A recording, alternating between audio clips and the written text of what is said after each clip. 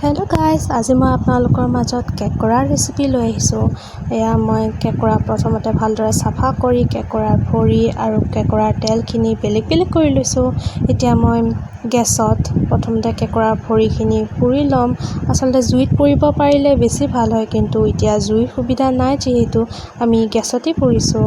আৰু কেকৰাটো অলপ ডাঙৰ হ'লে খাবলৈ বেছি ভাল হয়।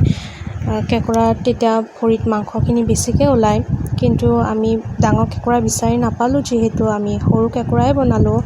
তাৰ পাছত এনেকৈ অলপমান থেতালি দিলে ওপৰৰ টান যোনখিনি ছাল থাকে সেইখিনি ভালদৰে এৰাই আহিব, আৰু মাজৰ যোনখিনি বগা অংশ থাকে সেইখিনি খাব আৰু এনজয় কৰিব।